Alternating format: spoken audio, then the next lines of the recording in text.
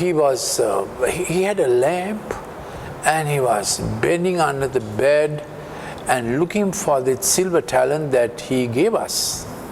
It had got mixed up and stuck in a whole lot of old scrolls and books. I realized this old understanding might even be old theology or theological battles, the kind of things the church gets stuck with inside, rather than go out with the silver coin, the silver trumpet, the silver talent, rescue the perishing, care for the dying.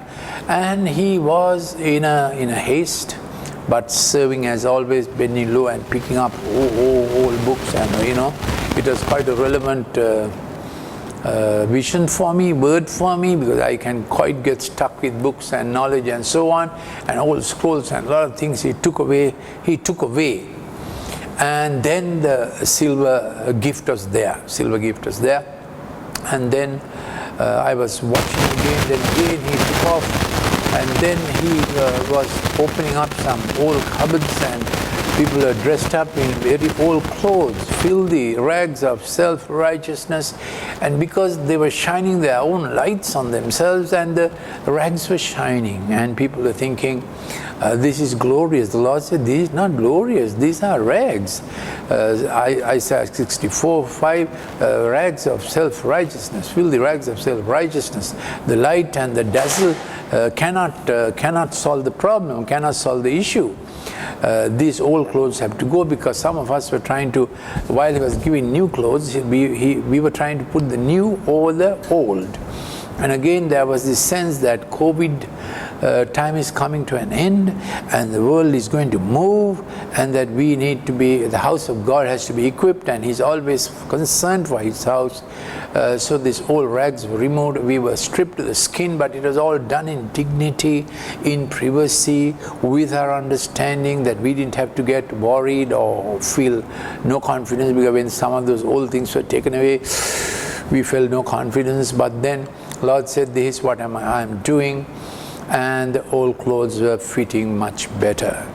Then then I found he has collected, or it looked like pieces of timber, angular pieces of timber, and he has strung them up on like a cord.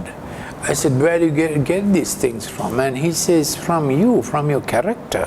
I have become the carpenter of old, and those angular corners, I have cut them off, made crooked things straight. Perhaps he made rough things smooth also, like in the old shed of carpentry in Nazareth. He must have gone to work on me and others, and he took these pieces as if to say, look, these are the things I have removed. At the same time, I saw some others using these old angular things like a garland, as if that was their decoration. The Lord said, no, this is to be thrown away. And maybe we were protesting and saying, but then we are so used to our angular ways. No. So 2 incidents yesterday made me realize how much I need to repent and change my angular ways. So he has probably taken a saw and remove these angular ways, and we look much better, fitly framed together. Yes, those angular things are keeping frame away from frame, one generation away from the another generation.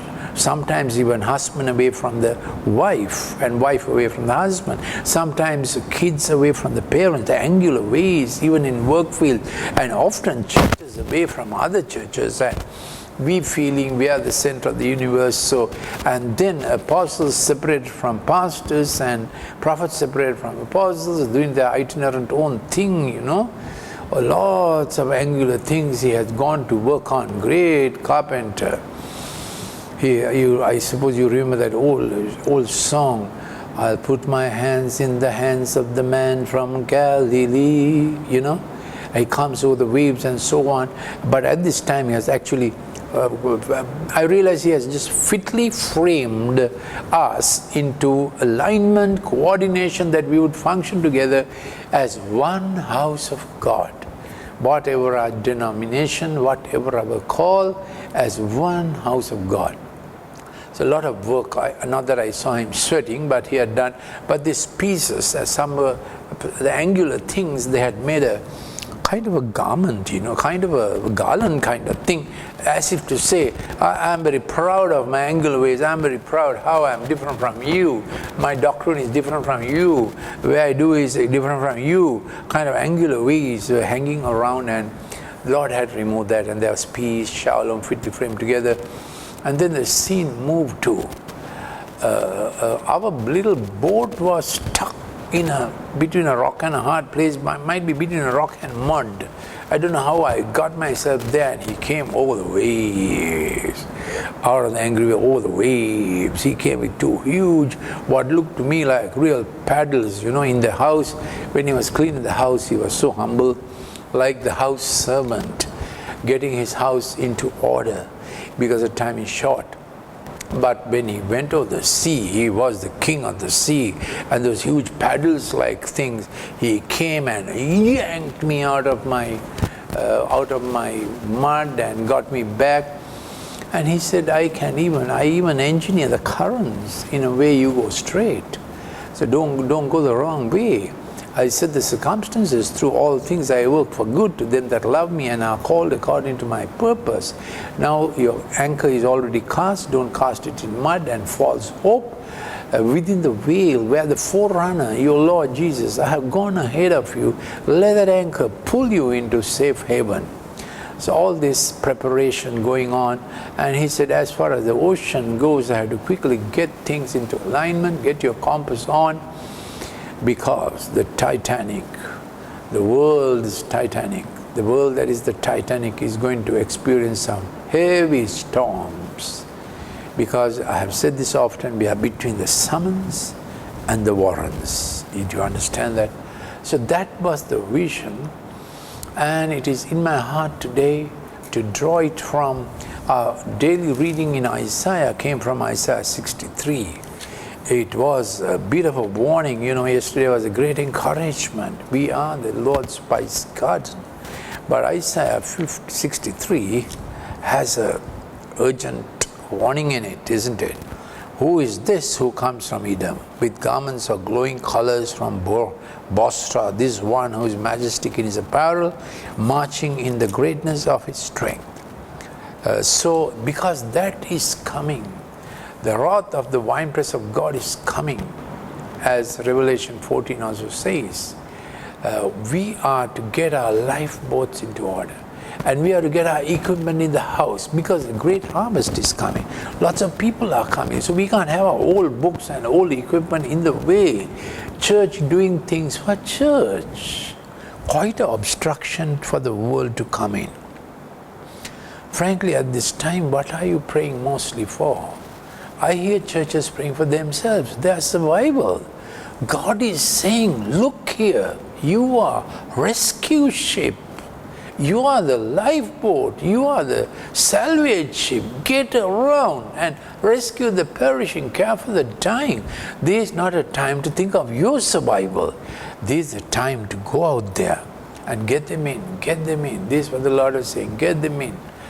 So we need a reorientation, isn't it? If we Christians have been praying for our survival, saying it's very hard and this, that, and that, don't know whether persecution will come, we can't meet together. If you have been sighing like that, of course we are concerned that we should be able to meet together, come into one place and to worship God. Koinonia is essential, and we are praying that will be possible soon. We are blessing our president for good wisdom, good direction. He has a very difficult decision. 100,000 or more of our expat workers, mostly mothers, are in other countries. And 460 came from Kuwait, 150 infected with COVID. Our president made this morally right, difficult decision. We must get our mothers back, because for the last 30, 35 years, they have been our top dollar earners in the Middle East and in other countries, facing all kinds of peril. How did we agree that our mothers will leave home and go? How did we sell our mothers to dollars, to get the dollars to the country? Of course, it was a personal decision, but no one told them better. And in our church, we prayed all the time saying, Lord, there's a travesty of family mothers, so they're coming, asking to come. 260 came yesterday from Qatar, and many would be infected. and we have to have some of our peripheral hospitals are full. There's concern that our medical staff will be overrun, so to say, health concerns, rightful health concerns. Who is equal to a time like this? Who can make these decisions? Are these decisions medical? Are these decisions epidemiological? Are these decisions moral or spiritual? It's a time like that. So we are blessing our president for good decisions, and we are blessing those who work with him. Task forces for good direction. We bless our health services who are doing a gargantuan task, and we have lost only 9. Yes, only 9 deaths, and we are saying, no, oh Lord, save our people, heal our people, do it supernaturally also, help our medical staff also, and our police and military helping so much in the contact tracing. So this is how this, it's another kind of war. And we are opened up now. The lockdown is getting released. We are hoping our schools will open. We are supporting in prayer, asking the Lord to keep COVID down in the name of Jesus Christ of Nazareth. Yesterday we had that wonderful prayer release for health yesterday. Please get that clip. If you want any of our older clips, spiritual ones, digital ones, or COVID science ones, analyzing the scenario, how drugs are playing out, and what's happening to the vaccine, what's the virus doing. If you want those, please send a WhatsApp message to +94 77 49 59 214. If you have any questions also, you can ask. I'll try to explain in a WhatsApp message as quickly as possible. So here he is cleaning up his house because he knows what is due to come. What is due to come? 63:4, for the day of vengeance was in my heart, and my year of redemption has come.